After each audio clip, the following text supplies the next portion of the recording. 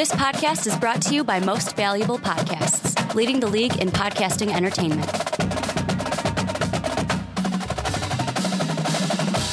What's up? Real MVPs, Ricky Widmer here, along with the one, the only, Brandon Swanson. Hey. And we are back for another edition of the Primetime Podcast right here on Most Valuable Podcast. And I know what you guys are thinking yet again. If you're on podcast services, you're thinking nothing because you're just hearing the podcast as you normally do. But if you're on YouTube, you're like, guys, why am I looking at the logo again? Why am I not seeing you? Well, we put Brandon on another assignment. He's in Tuscaloosa to find out why Alabama fans just aren't showing up to the games. So he is on the road. No, he's really not in Tuscaloosa. He's just at home for the weekend. So Brandon is on the MVP hotline for this one. We're going to be doing it over the phone. And Brandon, this is a big podcast. This is the first, as I tweeted out earlier today on my personal Twitter at Ricky Widmer, after today or starting today, the draft season for 2019 officially starts with us tonight with our first big board for the NFL draft. No, it definitely does, and it's crazy that we're already talking about this. But as I was hanging out with one of my buddies over the weekend, and he was saying, what week in college football is it? And I was telling him, and he's like, "Oh my gosh, the season's going by so fast." And he's right. It always does. It always does. But it's a fun season, and then when it comes close to the end, you're like, wow, that came and went extremely fast. And this is, like I said, this will be our first big board. And just to give you guys a quick little rundown, about a month from now, we will have our first mock draft on the onside kick.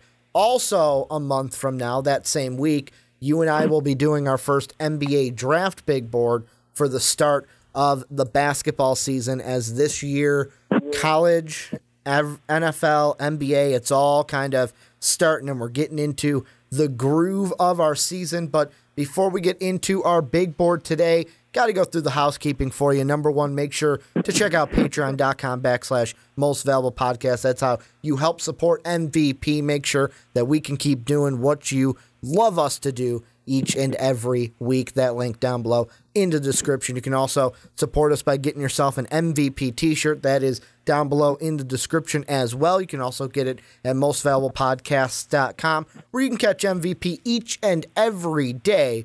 And then last but not least, if you are on Apple Podcasts, or you have Apple Podcasts, you have iTunes, and you might be listening on YouTube, please go over and give us a 5-star rating. It would really mean the world to us. And then let us know why you like listening to us each and every week. Because, Brandon, what are we not? We are not a couple of good old boys talking about the SEC. We're not a couple of good old boys talking about the SEC. So how we do this is we split this into kind of three big segments that have some individual topics for the podcast. And we are going to start with 25 through 26. Brandon will take us through his. I will take us through through mine. And then we'll talk about some things before going on. So, Brandon, I'm going to give you the floor.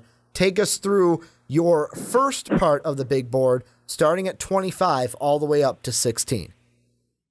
All right, Ricky, 25 to 16. Starting at 25, I've got N'Keal Harry, the wide receiver from Arizona State. At 24, I've got Noah Fant, the tight end from Iowa. At 23, I've got Justice Hill, the running back from Oklahoma State, who I almost contemplated not putting on here because he's with Oklahoma State, and Oklahoma State and I right now are fighting. At 22, I've got Zach Allen, the defensive end from Boston College. At 21, the Alabama running back Damian Harris. At 20, the Stanford running back Bryce Love. At number 19, Drew Lock, the quarterback from Mizzou.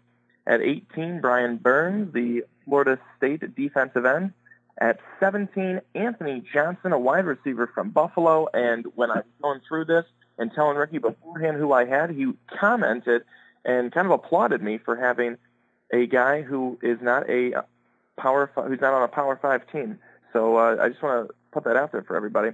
And at 16, Tavon Coney, the linebacker from Notre Dame. Well, and now going through mine, we'll start off number 25. I've got David Edwards, the offensive tackle from the Wisconsin Badgers. Then at 24, Marvell Tell the third, the safety from the USC Trojans. Then number 23, Dwayne Haskins, the quarterback from the Ohio State University. Then at number 22, Dalton Reisner, the offensive tackle from the Kansas State Thundercats, as I like to call them. Then at number 21, Raekwon Davis, the defensive tackle from Roll Tide. Then at number 20, Zach Allen, the defensive end from Boston College. Then at number 19, Dave would be mad if I didn't say it like this, so I have to, Marquise Hollywood Brown, the wide receiver from Oklahoma and the Sooners. Then at number 18, we've got Draymond Jones, the defensive tackle from The Ohio State University. Then Jeffrey Simmons, the defensive tackle from Mississippi State at number 17. And rounding out this first part at 16, Derek Brown, the defensive tackle from the Auburn Tigers. And the first thing I want to start with, Brandon, is the running backs.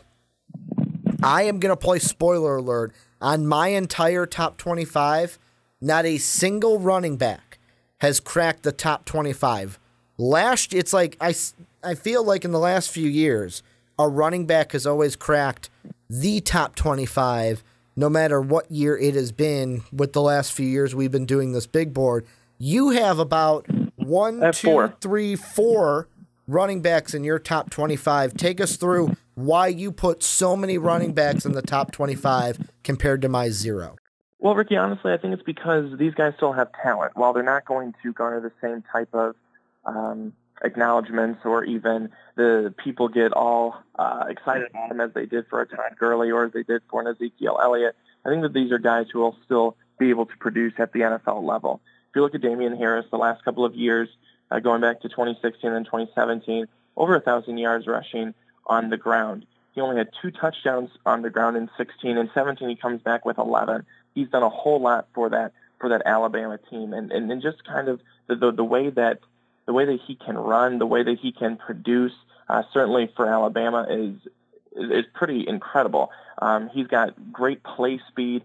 He's a guy who, once he gets going, he's got a nasty spin move and toughness to take a hit, considering that he's not a huge guy. Now, one thing with him would be, how will he be in the NFL being behind an offensive line, let's say, like the Houston Texans or the New York Giants, where you're basically running and there's no one in front of you because you don't have an offensive line, as opposed to Alabama's that it's like they get better every week. I think a guy like a Bryce Love, if he can improve some things in pass protection, if he can get a little bit better in the passing game, this is a guy that's going to be a really good NFL running back, and I think have a very long, illustrious career.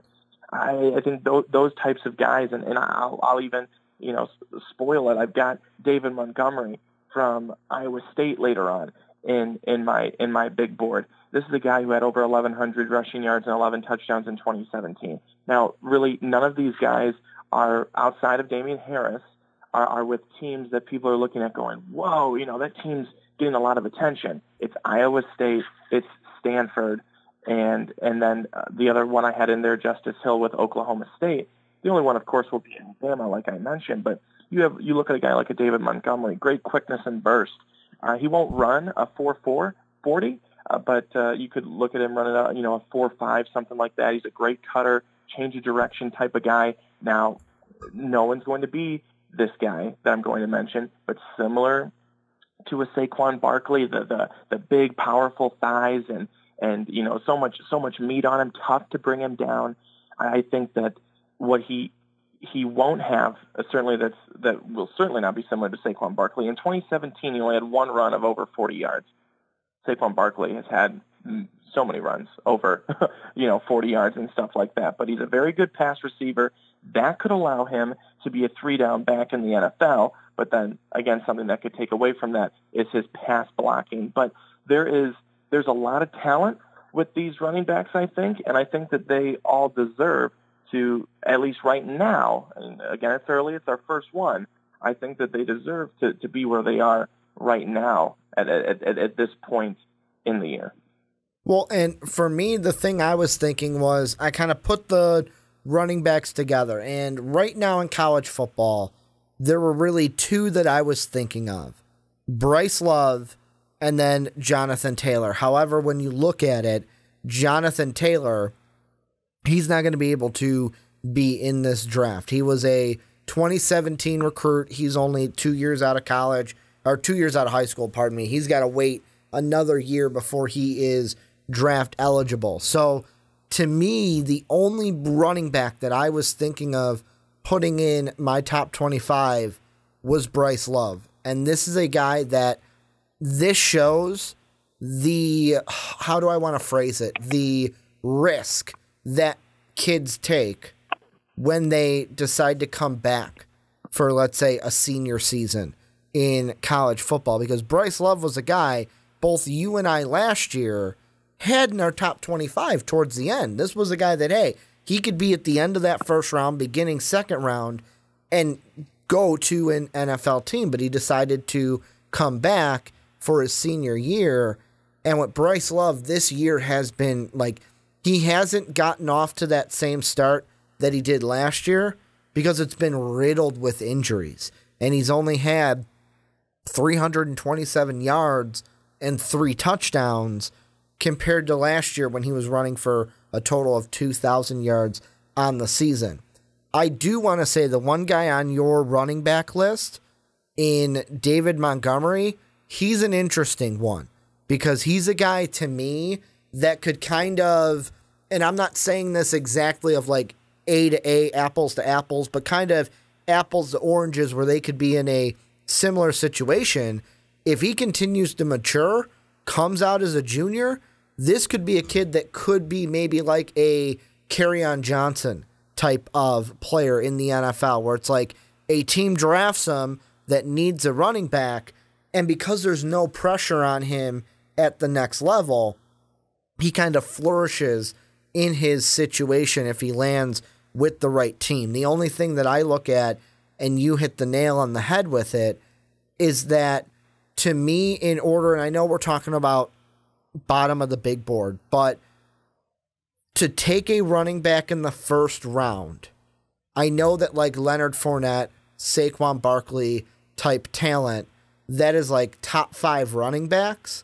But the question I'll ask you is, do you think that in order to be a first round draft pick at the running back position, don't you have to be closer to that than further away?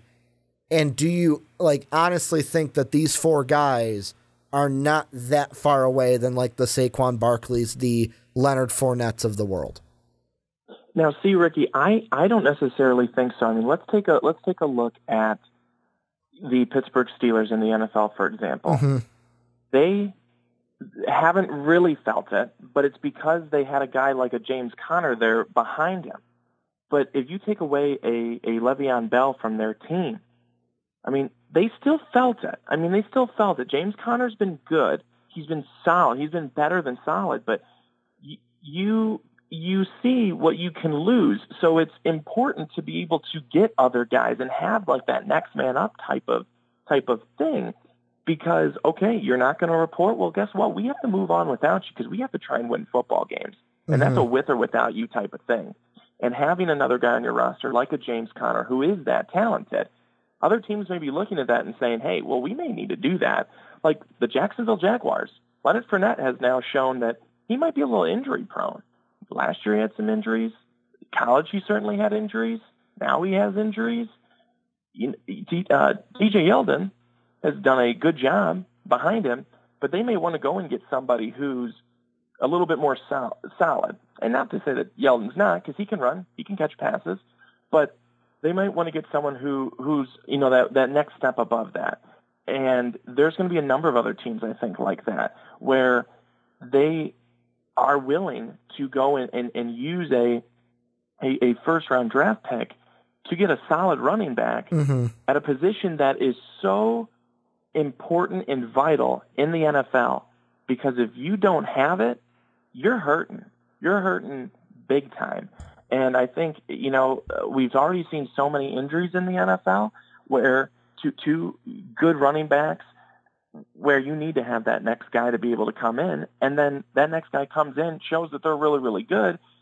That guy comes back who was the workhorse before. Well, now he's split and carries because the other guy was so good you don't want to lose him. So I think that there's really that opportunity for running backs like this to have their chance in the first round because of that. Because I think NFL teams are realizing they need to have these running backs. And if they let them go, and then they have an injury to hit their number one guy, and they don't really have anyone behind them, and there's really no one to go out and get there in free agency to sign quickly, I think that they'll find that they'll be in a worse position, that going and getting a running back here in the draft isn't that bad of an idea after all. Well, and the last thing I'll say with the running backs before we move on is I was kind of looking back while you were kind of talking, and the last time we had a running back taken outside of the top 10 was in the 2015 NFL draft. And I'll kind of do that game I love to play, Brandon, of who do you think it was. I will give you a hint. He is one of my fantasy running backs in our personal MVP league. If you know who it is Melvin Gordon to the San Diego Chargers, and in order to be taken at 15, the Chargers traded up with San Francisco to get that pick. Other than that, you have to go to the 2012 draft. The last time that running backs were taken in this range or below, because in the draft they go to 32, they don't end at 25. In 2012, you had at 31, the Tampa Bay Buccaneers took the muscle hamster, Doug Martin, and the New York Giants took a kid out of Virginia Tech in David Wilson. But then just the year before, and this is another one of like what you can find, diamonds in the rough, and this is one that I think that Damian Harris, look at him, because in the NFL he could possibly like become this. This is his model in my end, and it's not just because of the school he comes from. At 28 in 2011, the New Orleans Saints drafted Mark Ingram out of Alabama. So it's not like, oh, you can't be drafted. Like if you're a running back out of the top 10, it's either top 10 or second round. I just wonder what we're going to see the rest of the year. And Bryce Love, to me, is one of those guys that you had mentioned, where it's like, you mentioned Leonard Fournette, injury problems in the NFL. Well, Bryce Love might be a guy that teams look at and go, hey, man, your senior season has been riddled with injuries. How are you going to overcome that? And the thing that's great about this big board, the first one, is it's the first one. There's so much time for these players to kind of flourish. The one thing I want to ask you is, we've got two quarterbacks under the kind of consensus with quarterbacks is that Justin Herbert is at the top, and then it's a mosh posh for who you want to put at second. The thing I want to ask you, you'll give yours, I'll give mine. Why did you put Drew Lock as your second best quarterback right now in the college football season?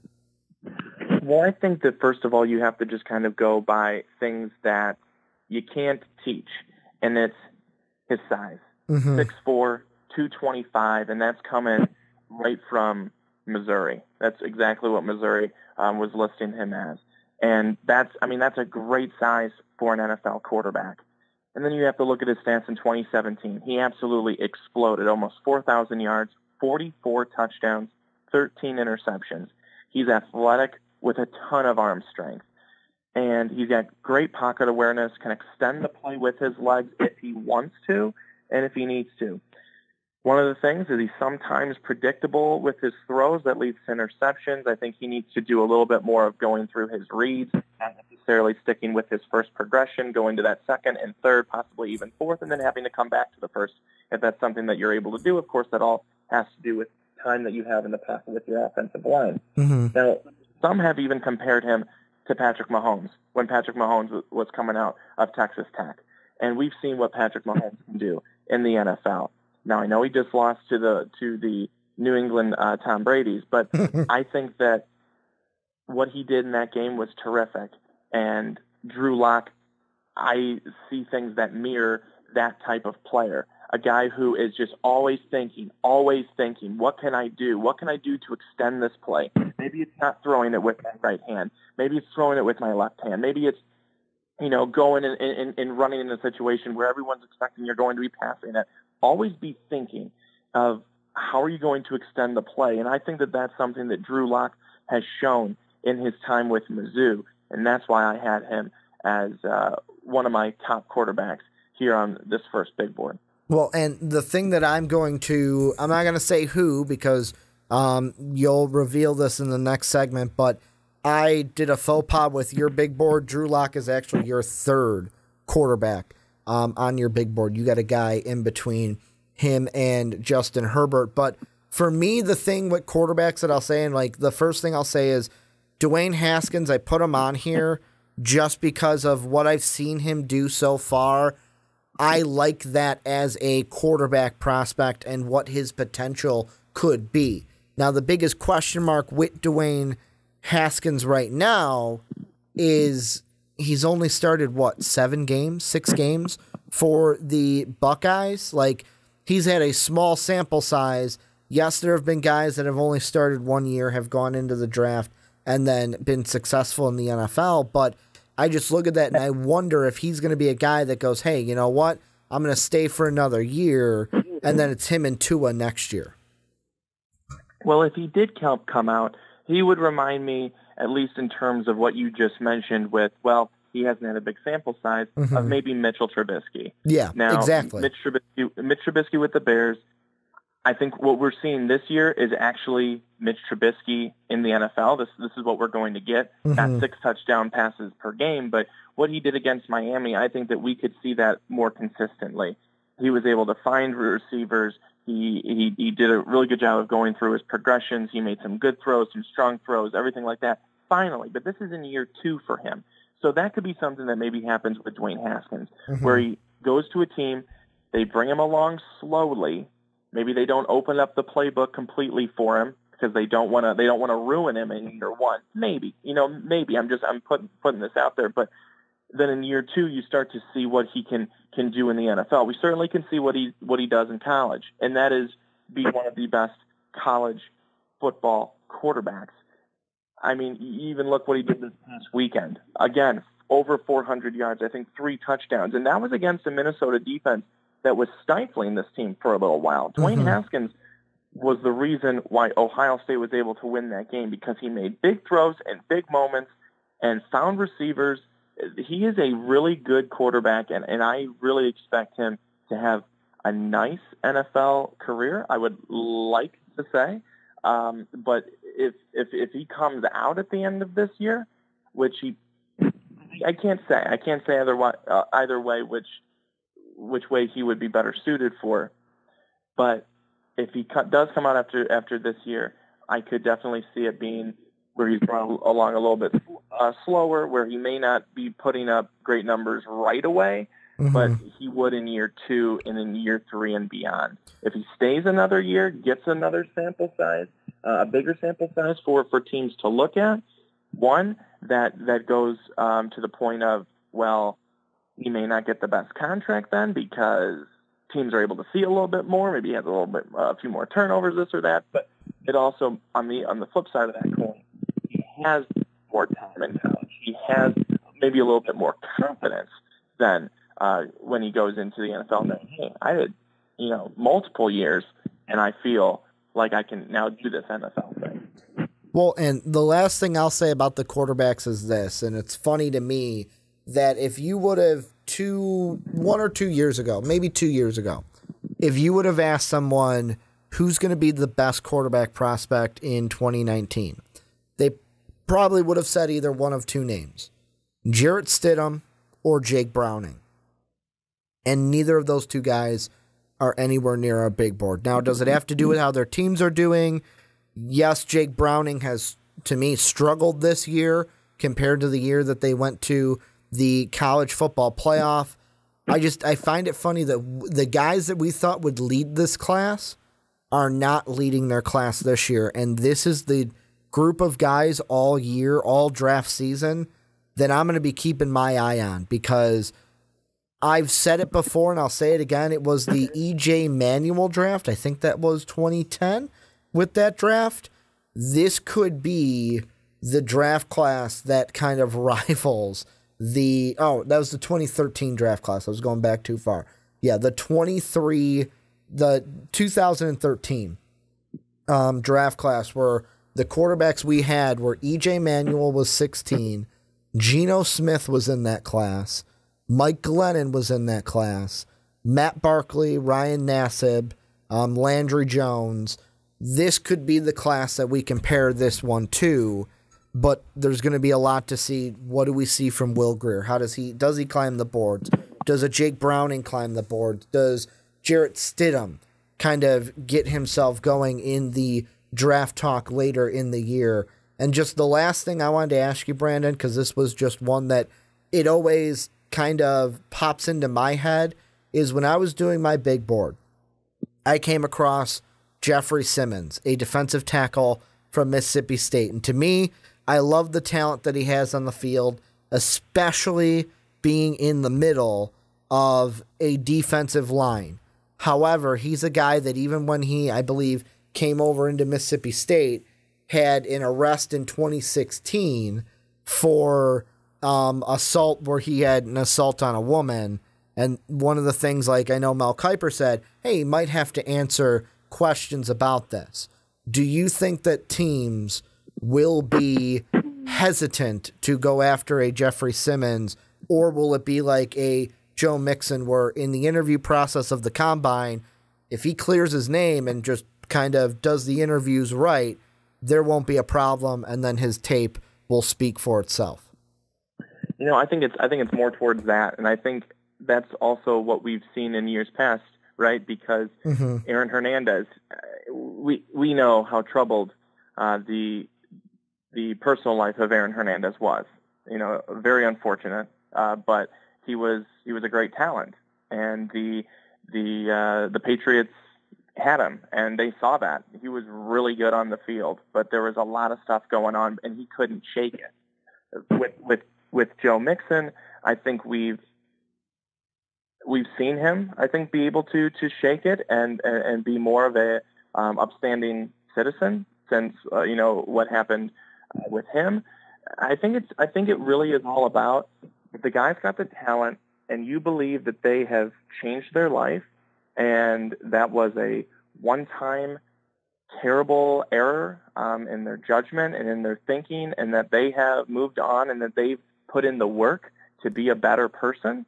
I think these interviews, they are talking with multiple people. They're talking with multiple people. I believe they're probably putting in not spies, but almost like test people to maybe go talk to them, see if they might say one thing or another, and then report back to the team as to what maybe they really are thinking and their true thoughts on something. But if the talent is there for these guys, an NFL team is going to go after them. If they believe that this person is now a good person, a changed person from what they were, because it is something that you should be, I think, given the opportunity to do. Now, when you're in college, I know that you're still considered to be an adult, but at the same time, you are doing a lot of things in college. There's a lot of transformations, right, that happen, and if you're able to come out of there being a better person and saying, hey, there were some things I did, I don't necessarily agree with that now, I did it then, that was bad on my part, that's not who I am, that's not who I want to be known as, and then you actually back that up with actions, I don't think that there's going to be an NFL team that will not go after you then. But if there's still some things going on where, you're not doing that anymore, but now you have, this kind of shadiness over here or this over there, then that's where I think they start to say, we're going to have to stay away. But I think NFL teams are more likely than not willing to give them a chance, especially if they believe that they are a changed person turning their life around for the better.